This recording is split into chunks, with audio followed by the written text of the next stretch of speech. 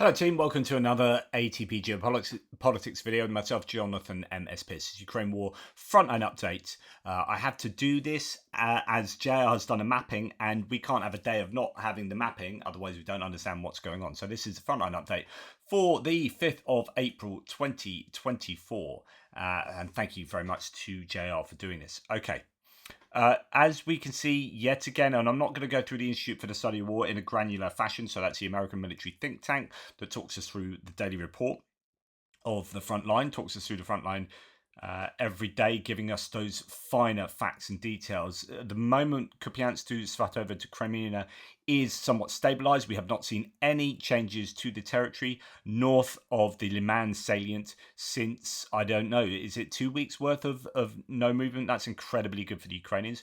No movement in Terny-Torska. There is still footage coming out. I don't know whether this is same footage, different angle, not sure.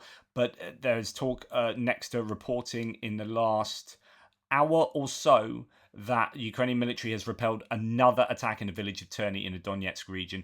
Can't talk to when this was taken, but it does look like another set of Russian vehicles has been destroyed in this area. I know that Andrew Perpetua wants high resolution imagery for next to where they've already taken. I think they took some high res imagery from here. They didn't take it, they bought some, and that's when they found that instead of 96 vehicles, there are 152, 156, something like that. So if we extrapolate that across the front line, it would appear that for open source intelligence setups like Andrew Perpetua and his team, they are only catching 2/3 of what is actually there. That there's another 50% to add on to what they have. And they also found that 13.5% of the stuff they found had been that they previously found had been recaptured, if you like, had been recovered. Sorry, that's the word. And as a result, when you look at destroyed material on a battlefield, there's almost always going to be more than that that will have been destroyed, but has been subsequently recovered. Anyway, Terny and Torska does seem to be another area of intense Russian losses for small Russian gains. Then we come to the Veli area where the Russians are having some success.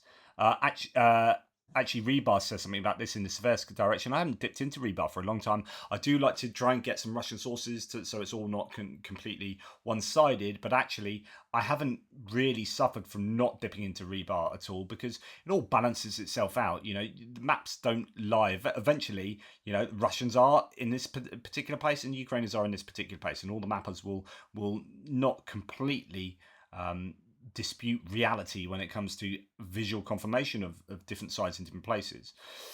Nonetheless, it is useful to see what they have to say. So the Russian armed forces continue to advance near Veli. Russian troops knocked out Ukrainian units from a stronghold northeast of the locality, although it's still unclear whether they managed to consolidate their positions. I love it, the fact that they've made it bold, made the phrase "knocked out" bold, as if, you know, it just goes to show that there is an element of a propaganda going on here.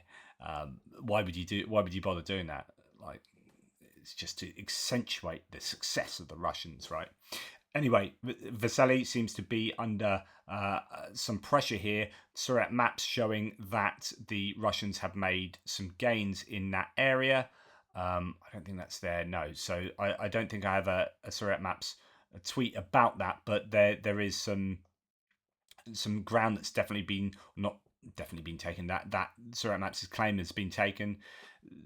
The other mappers don't agree with that. There's no confirmation of Surat Maps' claims from Deep State Maps or Andrew Perpetua there, but that is certainly a challenge for the Ukrainians in that area. And then, unsurprisingly, some gains in the Chaziv Yar area. Now, there have been a number of different claims coming from Russians about the Russians being in Chaziv Yar. As you can see, all the mappers agree that the Russians have got right up to, if you like, the edge of Chaziv Yar here.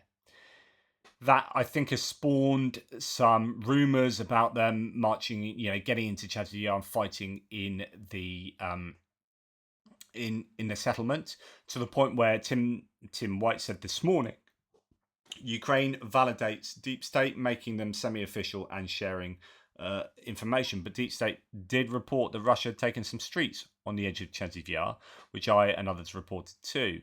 But Ukraine implies deep state is lying, adding, "Don't believe Russian reports." So there is some argument going on backwards and forwards about, how justifiable the belief is that Russia are in Chasiv Yar at the moment.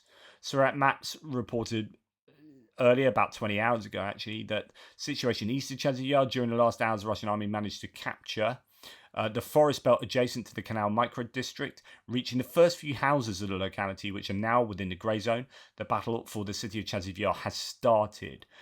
This is bad news, but it was to be expected. Ivanivska was going to fall. Chasiv Yar was going to be attacked at some point. The question is, how much do the Ukrainians want to hold on to Chasiv Yar? How much are they going to make the Russians bleed for it? And how long will it take? My opinion is you might as well fight here rather than back here, because if you fight further to the west, you are endangering Konstantinivka, Druzhkivka, Kramatorsk, and Sloviansk a lot more. So you want to have that fight as far to the east as possible. And actually, Chasiv Yar is fairly well defended itself. I think this should be costly for the Russians, but we'll see what happens. Will the Ukrainians try and do a counterattack to push the Russians back from here? If they do any kind of counterattack in the area, I think they need to get control of these heights here, just north of Ivanivska. It would be very useful for them to maintain control over this area. And I said recently that them losing these heights was kind of the beginning of the end, certainly for Ivanivska and for this large area, to be honest. But so that's your bad news from the front line. Zelensky, remember this morning I reported that Zelensky said that the front line is stabilized, and I think it largely has stabilized, but I think you will see grinding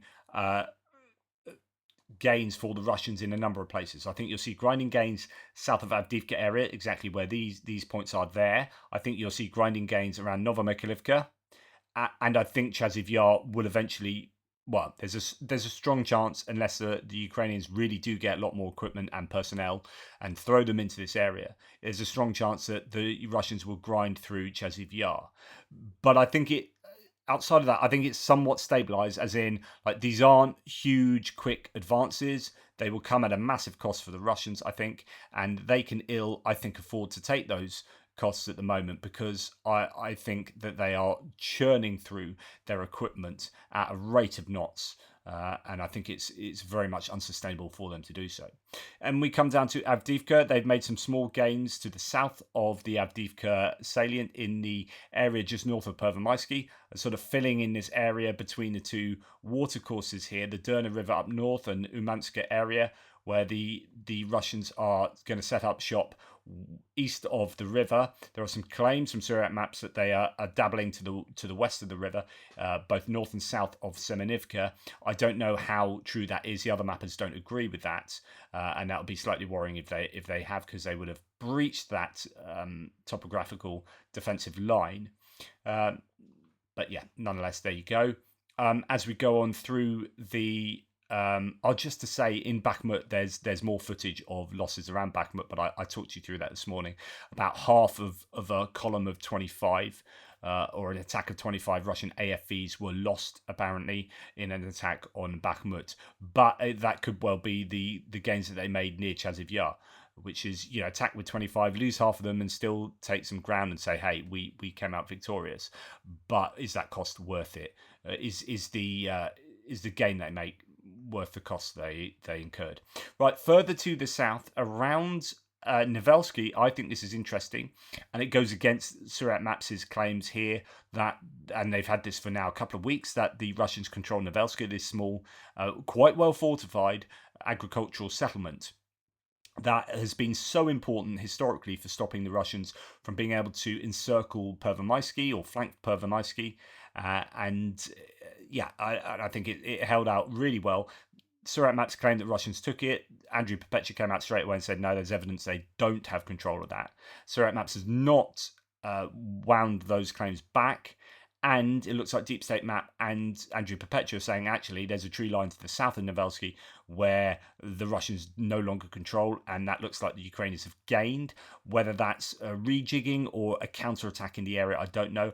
I would expect the Ukrainians would quite want to hold on to Novelska, even though it's this very small settlement. I think it's the key to this larger area, to be honest. And I think it's useful for the Ukrainians to hold on to that in the same way that I do think it's useful for them to hold on to Pobieda, another small agricultural settlement south this time of Mariinka, that acts in the same way that Novelska does to the north. Unfortunately, as you can see here around the northern areas of Novomerkilivka, the Russians have made advances according to Deep State Map, and this is actually not necessarily advances in the last 24 hours, but an agreement with what Surat Maps had claimed previously. So it's just possibly confirmation of a previous advance. As far as other sources go, I shared this with you this morning that another column tried to approach Novomerkilivka from the north, so it's probably that area. They got countered by Ukrainian artillery, and those that got through were unlucky in the end. So this kind of visual evidence, and I don't, yes, so this is in being geolocated to this position. It's going to be really interesting if this is exactly where those pins are, because if this was a repelled attack, yeah, so it's a bit further on from those pins, but in the Surat Maps area of Russian control. But if that is what is being claimed by Nela reports, which is a destruction of an awful lot of Russian equipment, then this could be how Surat Maps is justifying the Russians control this area, where others are looking at going, well, actually, it looks very much like a repelled Russian attack. And I don't think they came out on top in that incident, but it's been a very costly area, Novomerkilivka, for Russian equipment, and arguably very dynamic as well. Although it's a hard slog, as in, I say very dynamic. There are tree lines here, tree lines there that could be controlled by either side, or more likely in a grey zone. And I think just seeing Russian equipment in a place and subsequently getting hit and blown up does not mean that the Russians control it. However, it often means that they eventually do control it because they keep battering and battering and battering until they get that eventual control. Then as we come further along to the west, we can drop into Velika Novosilka area, and Deep State Maps seems to claim that the Russians do have control of slightly more air ground to the west of Staromyorska, sort of in line with what Surat Maps says, but actually a little more, just in one area. Not the end of the world, but perhaps a little bit of pressure on the Ukrainians in that area. And then Robotina as well, Deep State Maps saying that the Russians have made some gains to the south of Robotina. But again, that's kind of going almost in line with what Surat Maps has said in that particular sector. It's not the end of the world. It's more like that there is proof that Surat Maps was initially right, or that they have subsequently taken control of that area. It has been slow and grinding here for the Russians. This has been a really big surprise of an area for me, because I thought the Ukrainians would just effectively let this go to the Russians. It doesn't have too much intrinsic value, but I suppose it is like other places, like Chasiv Yar. You might as well fight further to the south here than fight up in Orikhiv. So this is kind of a buffer zone for Orikhiv, in the same way that Chasiv Yar is a buffer zone for Konstantinivka and Druzhkivka and other places. And so maybe the Ukrainians are thinking, well, we might as well we'll set up shop somewhere and fight our defensive battles, and we might as well do it in the Robotina area. And it seems to be what they're doing, and the Russians are struggling to make large advances here. They are grinding occasionally and adding the odd trench line and tree line here and there, but it has been fairly slow there as of late. So most of the gains on the front line are in the favour of the Russians. They are grinding it out in a number of places, but it isn't like massively extensive. I am, however, worried about Chasiv Yar, because I think that could spell the beginning of what might be a very long end for Chasiv Yar, or it could go like Avdiivka. It depends how much aviation is brought to bear, and that's the importance of the strikes last night. So we heard that Morozovsk air base was hit last night. Engel's air base was also hit, and there are claims that actually the Russians lost 3 airframes, 295 or 222, not sure, but bombers in the Saratov Engel's air base area there. Morozovsk over here somewhere was hit, so you might not see, and indeed another airbase is at Yeisk as well, possibly airframes lost there. There are differing claims as to how successful those attacks were, but you might not see aviation be so widely used. And if Ukraine can keep up the pressure on those airbases and hit them with subsequent drone waves, depends how many of those they have, then actually it might be much more difficult for the Russians to make those subsequent gains, that the gains of the sorts they made in Avdiivka, where they relied very heavily on aviation to absolutely batter the Ukrainians in their fortified positions, because those carb bombs are really significant. They can go up to sort of 1,500, they can go more than that, but they generally use them in the 1,500 kilogram,